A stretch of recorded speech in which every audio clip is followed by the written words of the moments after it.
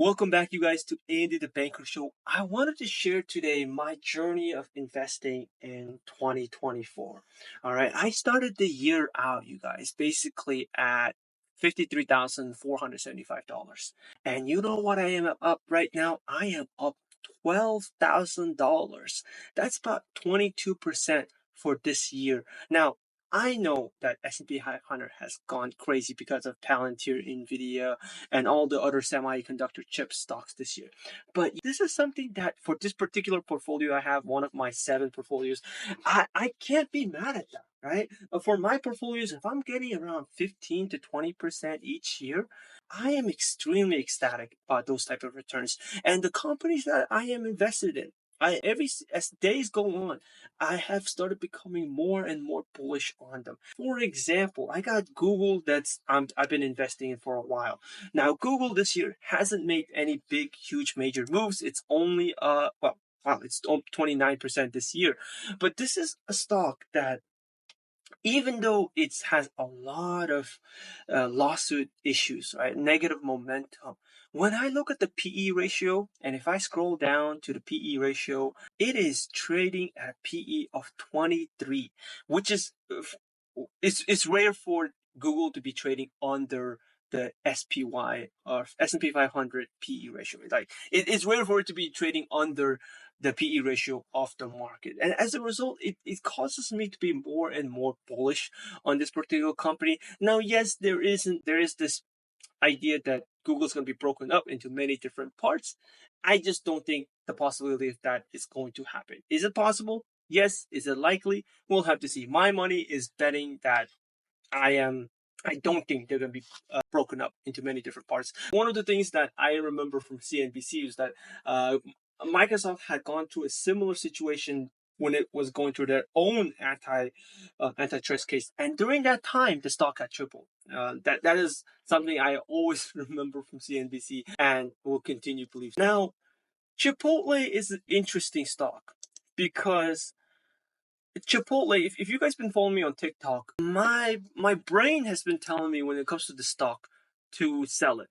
All right, I look at the valuations. I go in there. I eat at Chipotle very regularly, at least once a week, and the customer traffic it's been dying down.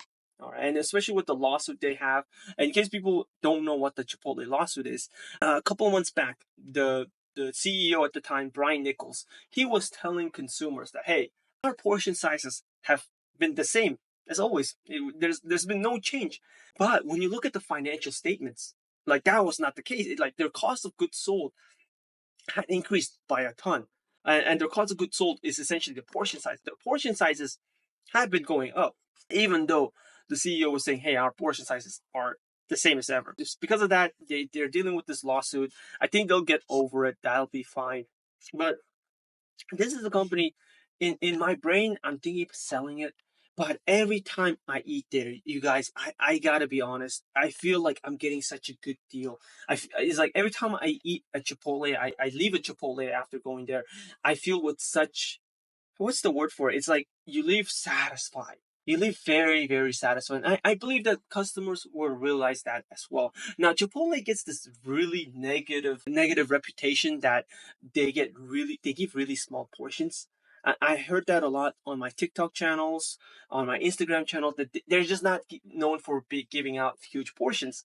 Yet, the lawsuit that they're dealing with is because they're giving out too much portions, right? That's what all the lawsuit is about. There's definitely this disconnect between what consumers are saying. Consumers are saying that Chipotle doesn't give out a ton in portions, which I remember that time as well. That was true at one point. Not anymore, you guys. And anybody that's watching this right now, I would like you to go to your nearest Chipotle, see for yourself. See, right? You can ask them for double rice. You can ask them for double beans. Those are all free. And see how much the portion sizes are. For me, I'm getting a burrito that's the same size as my head for $10. And my head is pretty darn big. All right. Now, I did deposit, if you look over here, $1,700. I did deposit $1,700 last Friday. for my payroll, and this is the excess savings that I have. And on Monday, I'm planning on buying more stocks. The current stocks that I'm planning on buying, you guys, is gonna be more into Google or Microsoft. I will always be ready to buy more Chipotle if it has gone down. I will say this past week, Chipotle has gone up considerably in a huge amount. I believe 5% or more in a single week. So if there's a pullback on Chipotle, I'll be ready to buy. And surprisingly, another stock has made my list on the watch list, and that stock is Apple. Now, the reason why Apple is on one of my watch lists is because this is a company that I thought the top line revenue was done for. I thought this is a company that stopped growing. Yet, when I recently hung out with a friend to purchase an iPhone for her, she only wanted to buy higher versions of the iPhone that she had. She has an iPhone 13. She only wanted to buy iPhone 13 up or up. She did not want to downgrade. And that was very interesting to me. And not only that, when I suggested Pixel, right, a Pixel phone or a Samsung phone, it was as if I had insulted her. And because of that type of reaction, I realized, wow, when people replace their existing phones, what phones are they gonna get? It's going to be an Apple phone. I started believing into this super cycle that Apple has. Now, I don't know if the super cycle is going to be this year, but I do believe it's coming.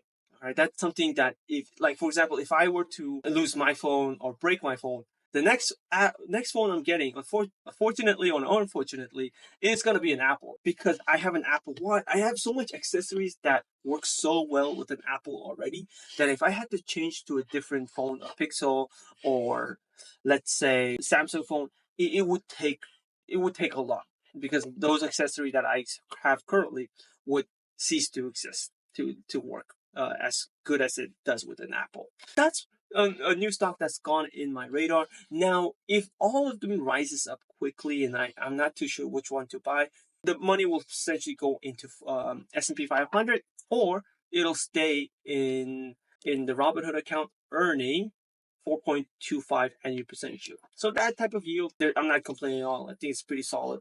And yes. Now, I did want to share what's happening with TikTok. A lot of you guys that watch me on YouTube, you guys came from TikTok, and I want to thank you so much for that. But TikTok, they were ordered by the U.S. government to be sold, and TikTok appealed to a federal court.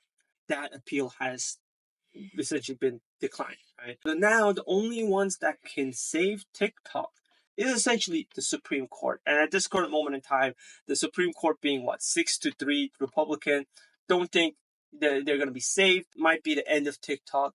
And as somebody that's been doing TikTok for a year now, I gotta say it's changed my life tremendously. It's shown me the possibility of what advertising does. Now, although I never advertised a single product on TikTok, it provided a tremendous amount of value to me, and not only me. I get messages every single day from you guys saying how they're grateful that I taught them how to invest, or I encouraged them to invest. And if there's one thing that you guys can take away from my videos, all right, whether there's from TikTok, YouTube, is this right here, this 1 year chart, right?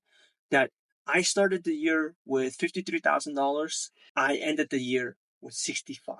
And imagine now, not every single year the stock market is going to go up, right? And it's not guaranteed.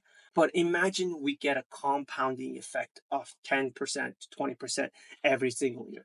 That's where true wealth building is. And this is why stock investing is what is my favorite form of assets as compared to real estate or crypto. Because stock investing, these companies are just intrinsically creating more cash flow, creating more cash just from the business model that they have, selling things to customers. This is different from crypto, where the only way that crypto can go up is if other people buy more crypto. Or when it comes to real estate, yes, real estate does cash flow similar to stock market, yet it's a lot more work. You're never gonna have Microsoft call me up late at night and say, "Hey, AD, I need to fix the kitchen or something's wrong with the plumbing." That's never going to happen. That's one of the reasons. Now, my future plans when TikTok does get banned, I'll be putting more videos on YouTube. I'll be putting more videos on Instagram. That's one of my goals. I know I've been slacking a little bit on Instagram. That is something that you should continue to look forward to more videos from me on Instagram. It is a lot of fun. Whether I make money on social media or not, that's really not the main goal. The main goal is this is something that I do for fun. All right. The next news, all right, is the news about the United Health CEO slaying. It's very unfortunate news, right? And what's crazy is that when I looked at the stock, when you look at the stock after the news, basically didn't make too much of news at the time being on December 4th. It actually kind of went up on that day. And then afterwards, on the 5th and the 6th, that's when the stock really started coming down. So it's down around 10% for the week. The PE ratio has now come down to 35 PE ratio. So it's very unfortunate news. Having dealt with insurance companies myself, it was never a pleasant thing to go through. The pricing of it all. I work in the banking industry. In the banking industry, we have to be very, very precise with all the disclosure. We have to be super compliant. When it comes to the healthcare industry, it's like I remember I went to the doctors one time.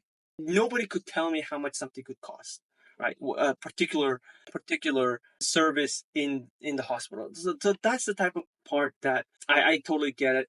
The suspect, I could only assume, that the worst was done to the suspect for them to make this type of move against the CEO. And with that, you guys, thank you so much for watching Andy the Baker Show.